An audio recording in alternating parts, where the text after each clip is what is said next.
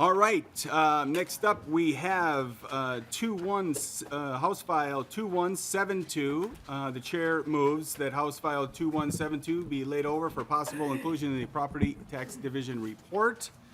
I believe that there is an amendment. Representative Hornstein, would you like to move your amendment now to get the bill in Yes. the order? Yes, if you could move that, or Will someone on do. the committee could move it, that would be great. Yep. The chair moves that the A1 amendment be included. Any discussion from members? Seeing none, all those in favor? Aye. Opposed? Motion carries.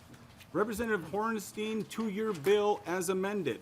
Thank you so much, Mr. Chair and members. I'm very pleased to present House File 2172. And I thank the members of the committee who've co-authored this, including Mr. Chair, your co-authorship. It's a bill that I think has been before the committee in the past. Representative Dabney carried it, and now downtown is part of the area I represent, downtown Minneapolis, under redistricting. So it's a new area for me, and I'm very pleased to carry this on behalf of the hospitality and tourism industry in my community, which I think in communities across the state have suffered under the impacts of COVID-19. And so, although there's been some recovery, we want to make sure that that recovery can continue and this industry can grow and thrive. As we heard in the previous bill, there's a lot of economic activity associated with tourism. Thousands of our constituents are employed or directly and indirectly in this industry. In the area I represent, we have 26 hotels just in my area, and a strong hotel and tourism industry is vital to a strong downtown Minneapolis as an entertainment and employment center. And so this bill authorizes what's known as a tourism improvement district. And the bill itself really goes through the process for setting up this type of district. It's not a new concept in our state and certainly across the country. There are 200 cities in 21 states that have authorized tourism improvement districts. I was particularly impressed with a couple in California. One used the revenue from this for tree planting. Another used it for a circulator through a tourism district that offered free rides for both residents and tourists in that community. So this bill is statewide in nature, and again, we have a number of other states that have similar legislation. So a tourism improvement district is a public-private partnership. It's not a requirement. This is not a mandate. A city or county would have the ability under this legislation to set up such a district. And so there are a couple handouts in your packets. And again, the bill itself is really establishing the district and going through the public process for that establishment, setting up rules and parameters. And I'm particularly pleased that there's a strong public engagement piece to it. So, Mr. Chair, I have one testifier, if you will, and we can maybe take the testimony, and if that's okay with you, Mr. Chair. Thank you so much. Yes, we do. Mr. Tennant, could you please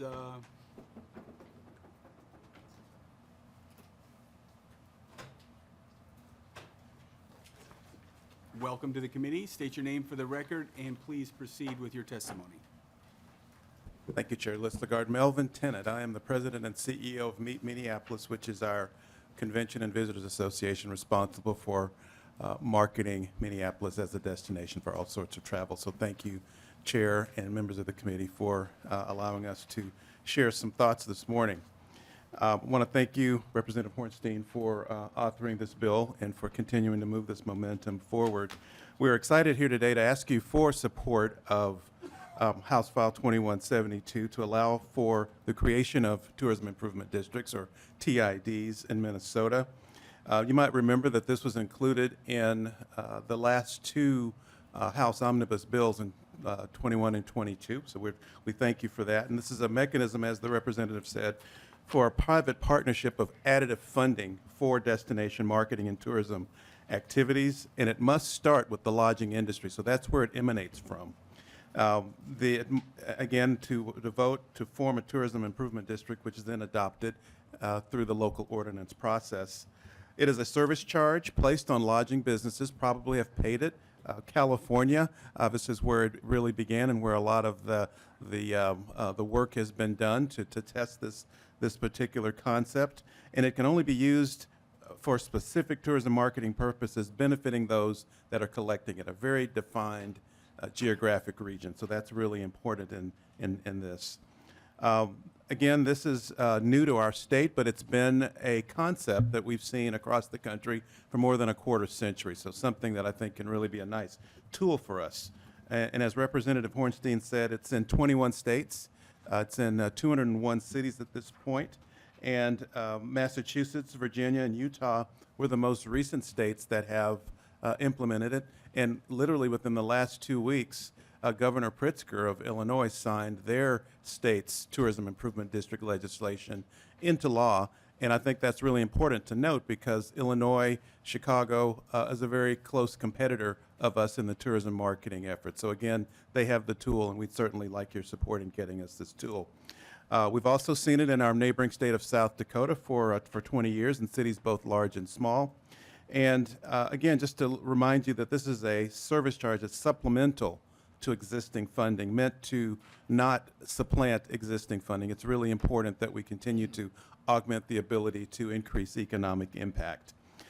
In other states, the TID has proven to be a tool that generates funding for the tourism industry, which, very important to me, also allows us then to get more workers back on the job because there's a direct correlation between tourism promotion, convention and visitors, and people that are needed to service the needs of the visitors. So that's a very important aspect of this.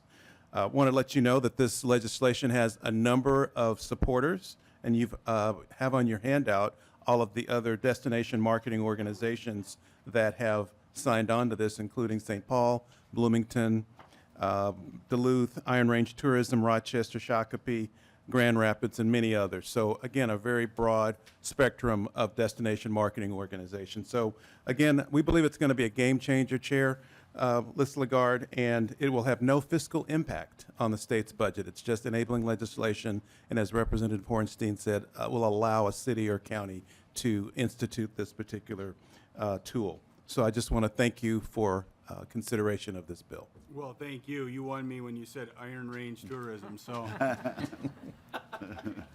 Next, we have Bill Deef. Welcome to the committee, and please state your name for the record and proceed. Thank you, Chair Lisgard and committee members. My name is Bill Deef. I work in public affairs for Meet Minneapolis, and I'd like to address how the legislation will work for Minnesota communities. Basically, what are the mechanics and what does it do? If the enabling legislation for tourism improvement districts in Minnesota is passed, this will allow the community, the hotel community, to have a conversation with their local municipality to see if this is a good fit for their community. We have included counties in the language as this is important to areas that operate tourism organizations countywide. So think of Lake County, Cook County, Lake of the Woods. That was important that if they chose to form a TID, that it would be countywide rather than just a municipality. I want to reiterate, this is a service fee on lodging properties only. Doesn't include retailers, restaurants, other service companies or businesses in the community, just lodging. And the hotel ownership in this group would need to vote in favor of forming a TID. They would need 50% or more of the hotels in the designated area to vote in favor to be able to move forward. And the next in the process is that group would formalize the parameters of a TID and develop a service plan, including programs to be funded, a budget, boundaries, the term of the TID, rate, and fund management.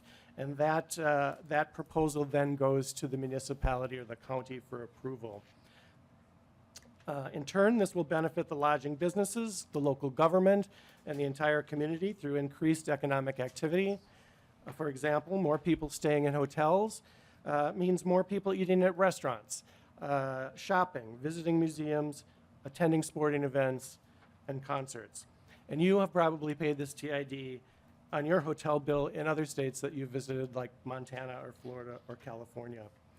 The local government will formally create the TID through an ordinance process, and the local CVB would be directed to manage the program of work and spending on behalf of and oversight from this group of hotels that have formed the TID. In essence, the hotels would have a contract with the local CVB to carry out the work. The bill has lots of checks and balances through the local ordinance process by requiring the local government approval and adoption. It requires an annual plan of work and a budget presented to the city or county and report on the return on investment in tourism. This is just like special service districts throughout Minnesota today. And finally, the TID operates with a defined term which must be renewed by the participating businesses, and any changes to the TID would require a new petition of the hotels. So thank you again for the chair and the committee for your consideration of this and for this important legislation for the Minnesota hospitality community. Thank you. Thank you. Next, we have Ms. Loy. Please state your name for the record and proceed with your testimony. Good morning, Chair Lagarde and committee. This is definitely a first for me, so lovely to be here. I'm Christy Loy. I am the president of the Greater Minneapolis Hotel Association, as well as the general manager at W Hotel in the Fauché Tower, and representing our industry today, who has really, as an association, voted in support of helping to get this enabling legislation passed. I moved here to Minnesota in 2020. March 2nd was my first day of work. So I say that to tell you that I think this is the best place I've ever lived. And I think that everyone should come visit our city. And we need to be able to get that message out there. So this legislation is another important way to support the industry statewide to be able to do so. I probably don't have to tell you that during the pandemic, our industry suffered greatly and was impacted the most. That's certainly true in Minneapolis as a city. Even last year, our occupancies reached just 47%. Statewide, the average was 55%, and in the United States, 63%. So we really need this legislation in our state to be able to push forward and get back to where I know we can be, which is also having our people back to work. So we lost, out of our 36,000 hotel and restaurant employees, 50% of those lost employment during COVID-19, and I still don't have my full team back to work. So a lot of that for us is associated with consistency and being able to drive new demand in tourism and bring new entities, new conventions and other types of travelers into our state. So this legislation is so important to me because it's really the people in our business that make a difference, and part of what we want to do is bring those people back to work. So I think in Minneapolis specifically, we would use this money for marketing. We would use this money to attract new conventions, to create that demand, and also for workforce development, because this is an amazing industry. It's full of fun and full of being able to tell our story to all the people who come to visit Minnesota.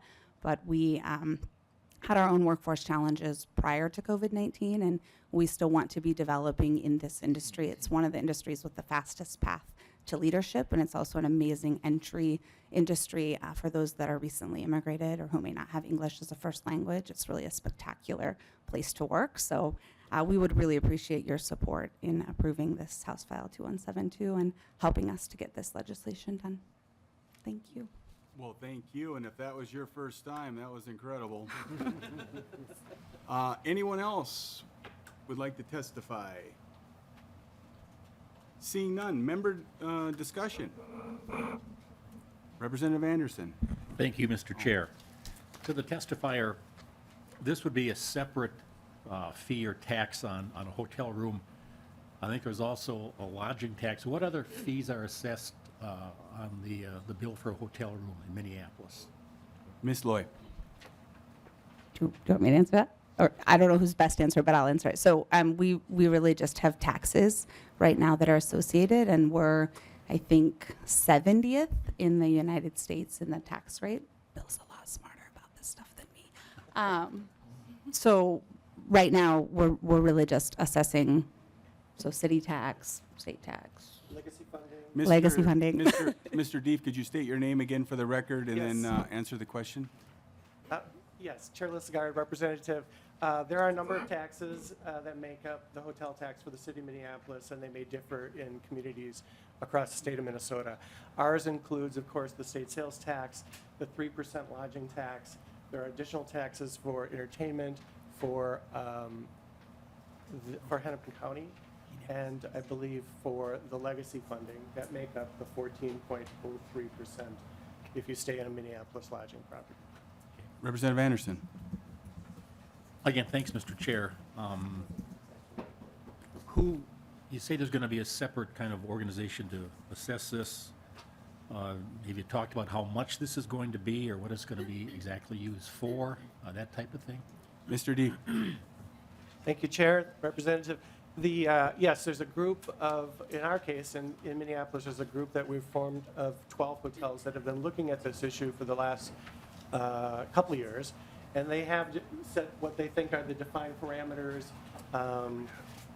What they want to see it used for is bringing in more groups, that's conventions, meetings, events, possibly creation of new events, things that are going to drive overnight visitation from outside the area for people to come and stay in the city of Minneapolis. So they're looking at driving more public relations efforts. We all know that we have to create some new buzz about the city of Minneapolis and why people want to come to stay here. So they're interested in that. And then, as Christy spoke to, about workforce issues, about how can we attract more people into the industry, how can we tell them these are good paying jobs, that it does have a path to others in the industry, and develop that pipeline. So those are the things that, at least in the city of Minneapolis, that the hotels are most interested in. Representative Anderson. Okay, thank you. Next, Vice Chair Lee. Thank you, Mr. Chair, and I also want to thank Rep. Anderson for teeing up my question. I had a similar question because I know we already have a lodging tax, and so I'm curious. I wanted to know the difference between the proposal that Rep. Hornstein has brought before us and the lodging tax. I'm curious. I think I know where Rep. Anderson was going. You know, why is there a need now for this kind of tax?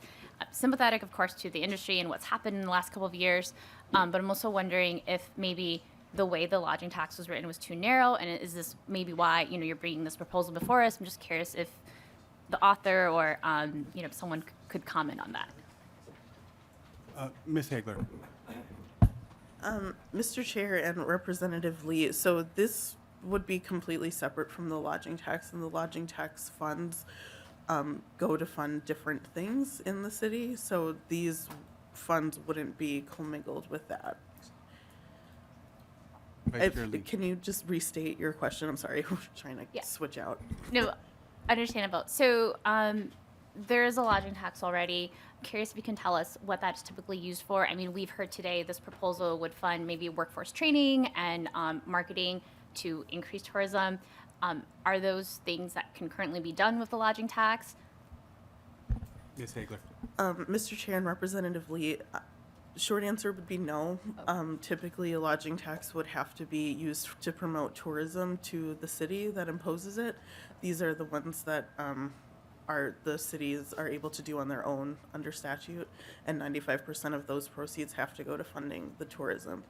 So workforce development and things that these the workforce in the hotel would not be covered under the lodging tax. Vice Chair Lee. Great, thank you. I mean, my question is just maybe instead of a new tax, could we just expand what we can do with the lodging tax? And I don't know if that makes sense, but just want to explore that because I think something that we've also talked about is also simplifying our tax code. But I'm also not opposed to this proposal. I'm just kind of trying to think about how we write our code. Thank you. Next, we have Representative Coulter. Excuse me. Thank you, Mr. Chair. First of all, thank you, Ms. Loy, for your comments on the importance of the hospitality industry to really, I mean, the entire metro region and the state. I will take this opportunity to point out that my city has more hotel rooms than I think Minneapolis and St. Paul combined, if I'm remembering, or at least certainly each of them individually. But we got a lot of hotel rooms in Bloomington. And I also Sales want to. pitch. There you go. And I also want to thank you for your comments as well about the nature of the folks who work in hospitality. I think that's a piece that we frankly don't talk often enough about, and who really makes hotels run and that sort of thing. My question, and I'm not sure if it's for Representative Hornstein or one of the testifiers, but the definition of municipality here says county, city, or town. And I would hope this would never be the case, but I could certainly envision a situation where, for example, a city decides they don't want to do this, and then the businesses appeal to the county, who sort of, for lack of a better term, might override the city. Has that been a consideration? Is there any concern about that? Because as a former city council member, I get a little bit anxious about that idea. Chair Lagarde, Representative, thanks for the question. The language is written so that it could be a city or a county. It can't be both, so there's no double dipping there. But in reference to what you're speaking to, if the city was unable to pass it with the number of hotels they have, it would be unlikely that a county with probably many more properties would be unable to do so too. So I don't think that's the case. And as I've spoken before, we have talked to our colleagues in Bloomington. There's no intention of looking at a Hennepin County TID. That we think this is best determined at the municipal level in the Twin Cities area. Representative Coulter. Thank you, Mr. Chair. And I would also think that a good county board probably would not override their city councils in that way. But I guess maybe just sort of food for thought there in terms of tightening up the language so that we could potentially address that possibility on the front end. So thank you. Thank you. Representative Hollins. Thank you, Chair Lagarde, and thank you, Representative Hornstein, for bringing this bill. I wanted a little bit of clarification. I heard that it was 50% or more of the relevant businesses or lodgings would have to vote in order to have to agree to it in order to move forward. And I guess I was wondering, I was trying to look through the definitions and looking up the other statutes, because what counts as a qualifying business or lodging? Mr. Deef. Yes, Chair Lagarde, Representative, what qualifies as a lodging business is what is determined in the city today as a taxable lodging business. So in Minneapolis, that would require 50 rooms or more. Places that would be less than 50 rooms would not be paying this service fee. So in our case, we have 45 hotel properties in the city. 23 would have to vote in favor. Our group has already said if we don't have 75 or 80%, not just the 50%, we're going to have a lot of unhappy hoteliers in the city. So they really want to take the time to educate everybody, including the ownership, who's sometimes not on site, on property or here, to understand why this is important. But again, this was brought forward to us in Minneapolis by general managers that had been in other states around the country and had seen this been successful in doing more for their municipalities. So it's 50% or more, this is how it's written, but we're certainly hoping for a larger number than that. Representative Hollins. Thank you.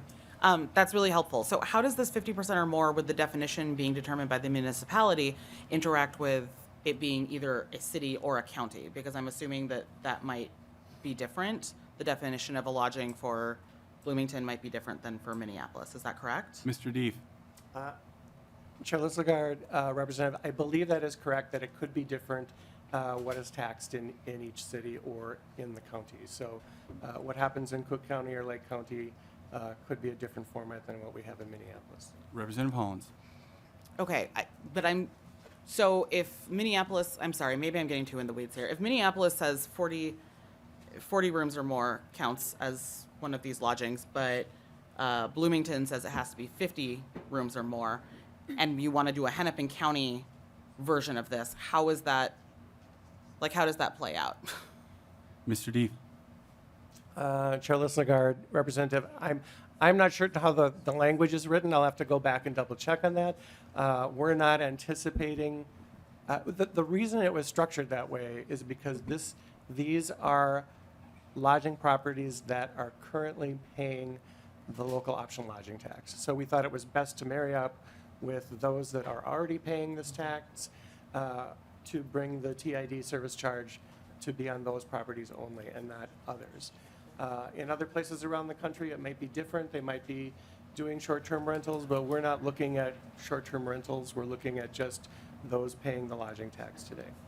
Representative Hollins? All right, Thank you. Yeah, this was very helpful. I appreciate it. And just to be clear, I am in favor of this. I think I'm a co-author on the bill. So I just had clarifying questions. Thank you. Thank you.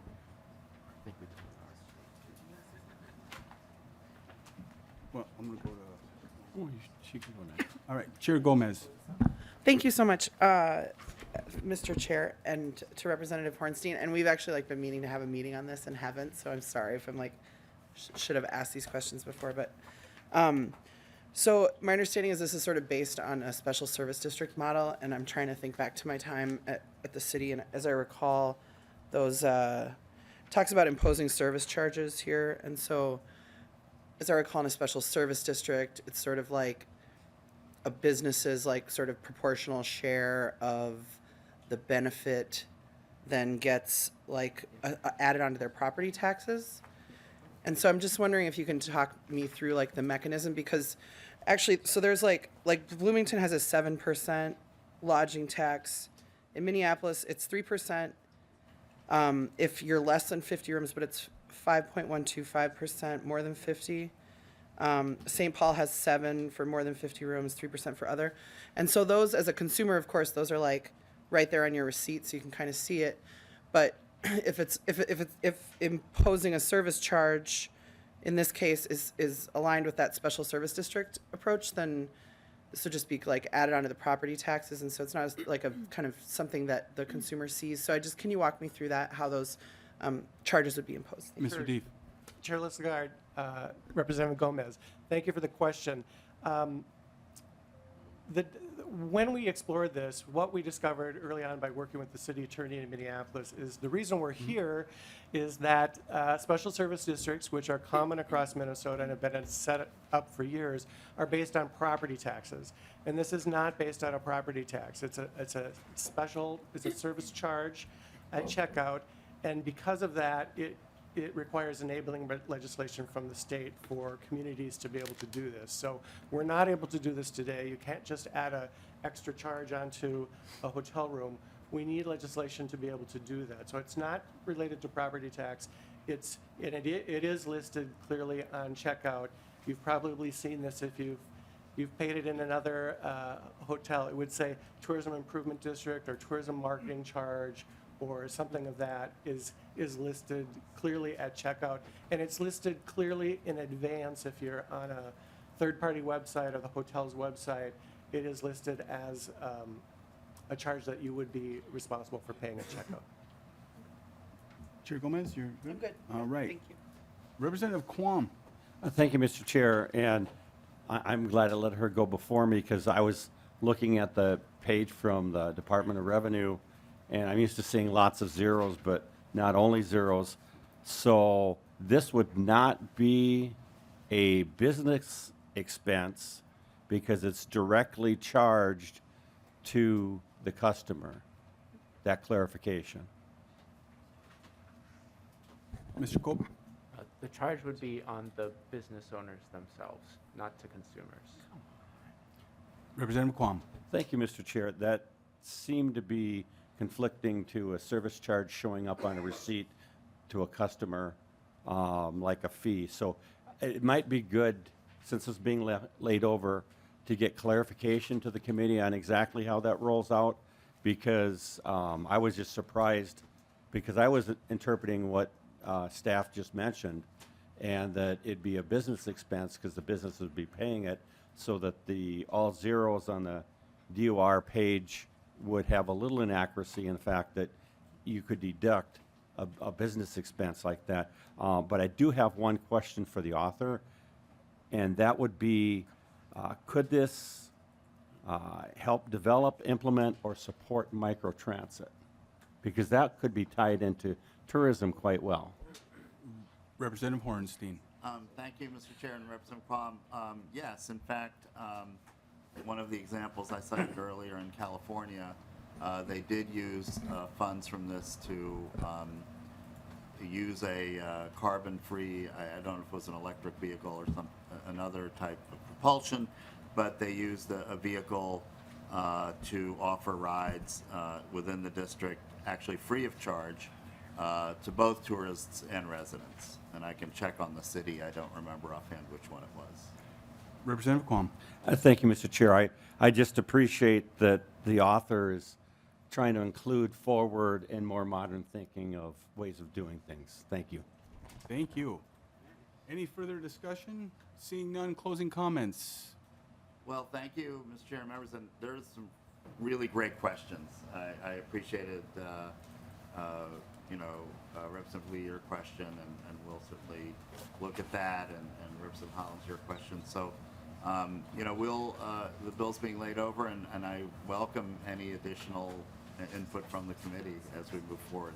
And again, Mr. Chair, thank you so much for hearing the bill. Thank you. Okay, Chair renews his motion that House File 2172, as amended, be laid over for possible inclusion in the Property Tax Division report. House File 2172, as amended, is laid over for possible inclusion.